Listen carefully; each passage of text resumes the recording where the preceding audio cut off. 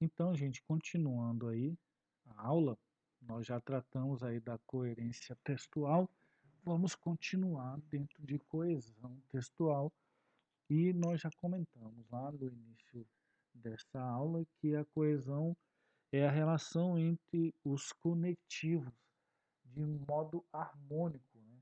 E eles vão manter uma estruturação bem definida dentro do enunciado, né?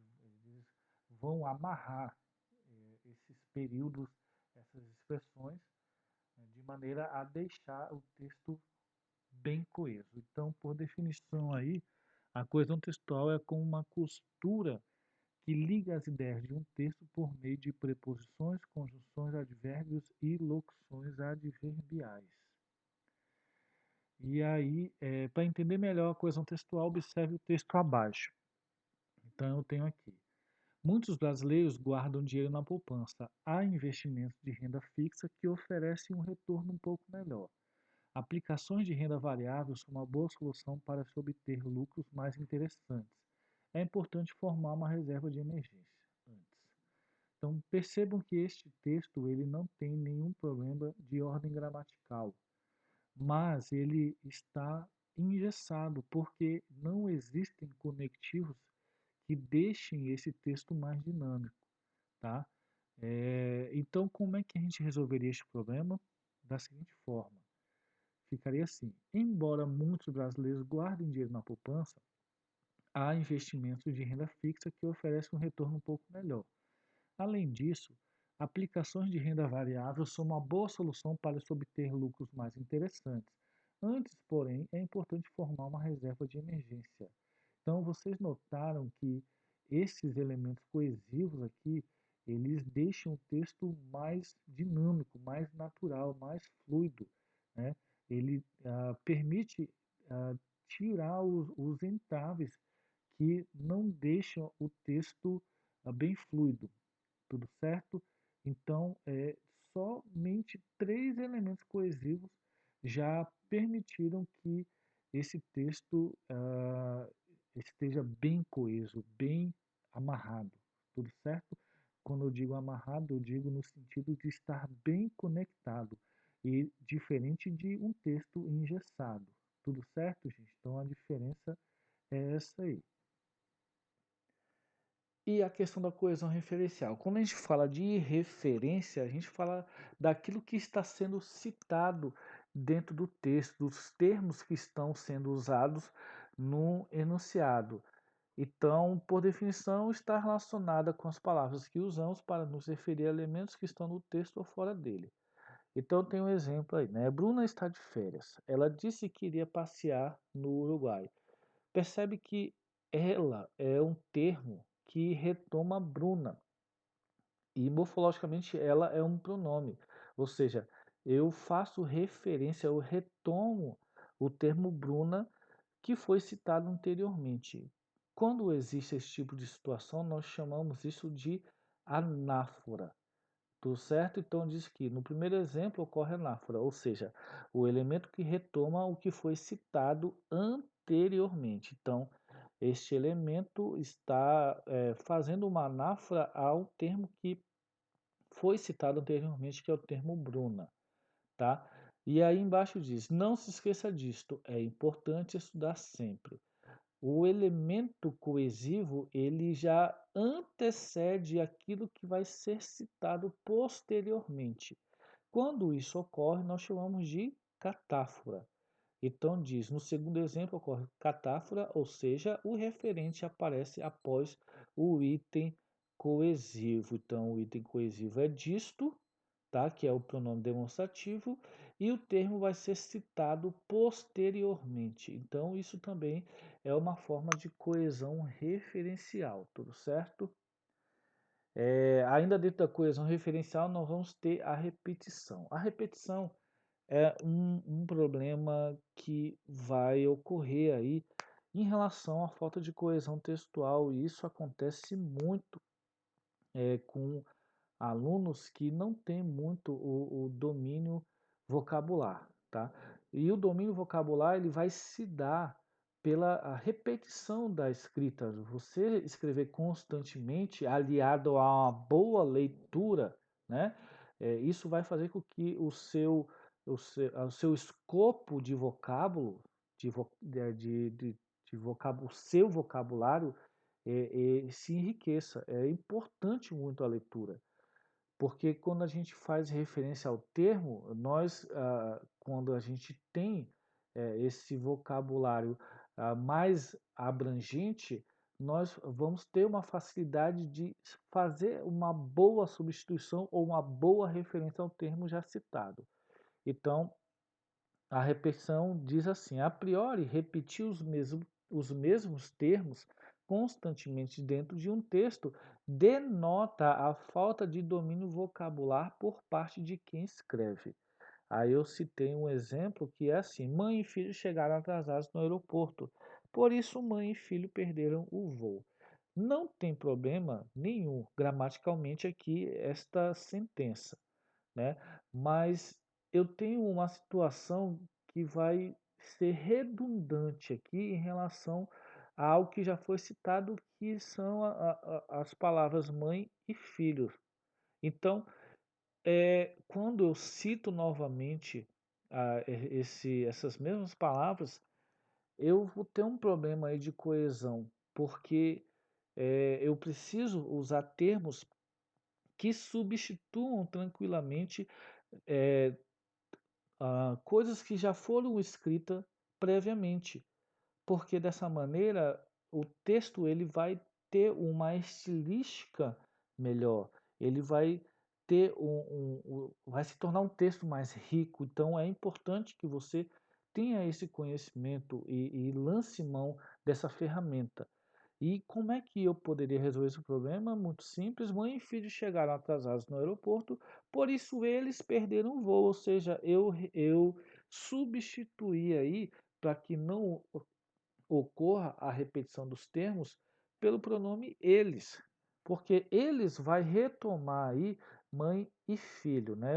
Eu dei até o exemplo lá da anáfora, né? Que a anáfora é quando eu vou citar um termo que foi já é, colocado anteriormente. Então, eu retomo esse termo através de outros elementos coesivos, né? Que no caso aqui são os pronomes, né? Tudo certo aí, gente. Mas o que acontece? A repetição, de modo geral, é um fator problemático dentro de uma coesão textual.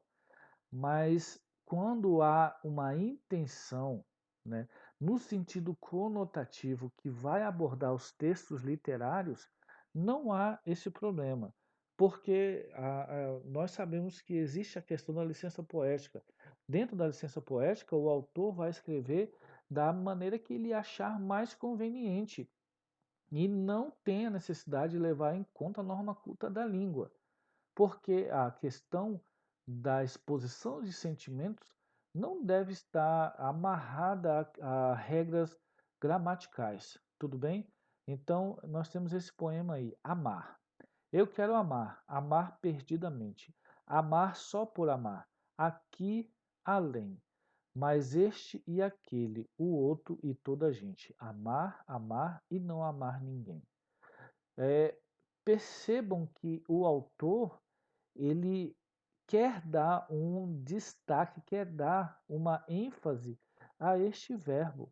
Então, isso é proposital, ele não fez ele não usa dessa repetição de modo a passar a impressão que ele não tem um domínio vocabular bem apurado, porque na verdade ele quer dar ênfase a este verbo. E isso não tem relação com a questão da norma culta da língua, porque atende a uma questão de licença poética que está atrelada ao veio artístico, na verdade. Então, o que a gente observa aqui é que esse tipo de repetição é uma repetição proposital, ela é aceita e não tem problema nenhum fazer dessa maneira aqui. Mas existe um propósito aqui do autor de dar ênfase a este termo. Agora, quando a pessoa ela escreve dessa maneira aqui, vai denotar que ela não tem o domínio vocabular, e é diferente, tá? São textos, tipos textuais diferentes. Tudo bem? Então, continuando, é, dentro da coesão referencial, nós vamos ter a questão do paralelismo sintático. O paralelismo sintático, para muitas pessoas, fica dando a impressão de preciosismo. O que é o preciosismo? Preciosismo é como muitas pessoas gostam de falar aí de maneira jocosa, que é, por exemplo, achar pelo em ovo, né? Então, nesse caso, por que isso? Porque parece que está tentando ser infalível dentro de uma questão de coesão, né, textual. Mas, na verdade, quando a gente usa de um bom paralelismo sintático, nós vamos estar demonstrando que existe um conhecimento aprofundado entre esses elementos coesivos e a sua boa relação. Então, por definição, diz assim: é uma sequência de expressões com uma estrutura paralela, ou seja, simétrica a paralelismo, quando há um encadeamento harmonioso e lógico entre as diferentes partes da oração e do texto. Aí eu coloquei como exemplo: ela é uma moça trabalhadora que está sem dinheiro. Se a gente observar, não existe nenhum problema que corrompa a norma culta da língua em relação às suas regras. Mas em relação à estilística textual, nós vamos ter aí uma inconveniência. Por quê? Percebam, trabalhadora é um termo que retoma moça, ou seja, é um adjetivo, é uma qualidade de moça. Tudo bem? E que está sem dinheiro também faz referência à moça, é uma característica do substantivo moça, ou seja, isso também tem a função de adjetivo, ou seja, os dois termos têm a função de adjetivo. Só que qual que é a divergência aqui? A divergência é a questão sintática. Por quê? Porque sintaticamente este adjetivo trabalhadora tem a função de adjunto adnominal. E, esta oração que tem a função de adjetivo, sintaticamente é uma oração subordinada adjetiva. Ou seja, são dois termos que não se correspondem sintaticamente. Eles pertencem a campos sintáticos diferentes. E em relação a isso, a definição diz aqui o seguinte: do ponto de vista sintático, é uma inadequação, pois trabalhadora é adjetivo com função de adjunto adnominal e que está sem dinheiro tem a função sintática de oração subordinada adjetiva, que foi o que eu acabei de explicar aqui. Então, como é que a gente podia resolver esse problema aqui? Quem tem a habilidade de tratar bem desse assunto é visto com bons olhos pelo avaliador, né? O avaliador que vai fazer a avaliação da sua redação, por exemplo, né, um avaliador de uma redação do Enem, do PAS ou de um concurso, quando nota esse tipo de cuidado, você percebe que a pontuação da redação vai lá para cima. Isso é muito importante de anotar, viu? Então, como é que te resolveria esse problema? Ficaria assim: ela é uma moça que trabalha e que está sem dinheiro, ou seja, agora nós temos dois elementos que pertencem à mesma sintaxe, tudo bem? Que trabalha agora, né, deixou de ser adjunto adnominal para ser também oração subordinada adjetiva, do mesmo modo que está sem dinheiro. Ou seja, agora sim existe um paralelismo sintático correspondente aqui. Tudo certo, gente?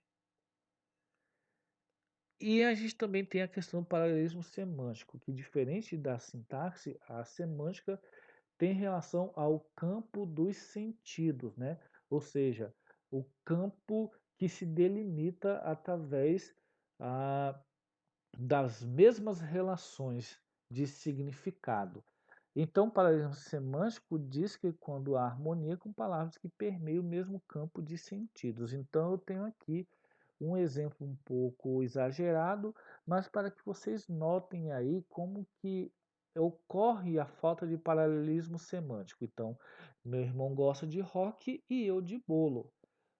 Uma coisa não está relacionada à outra, porque o rock está dentro do campo semântico da música e o bolo está dentro do campo semântico dos alimentos, ou seja, são duas coisas que pertencem a campos semânticos diferentes. Eles não vão se relacionar. Por isso que há quebra de paralelismo semântico dentro dessa estrutura aqui.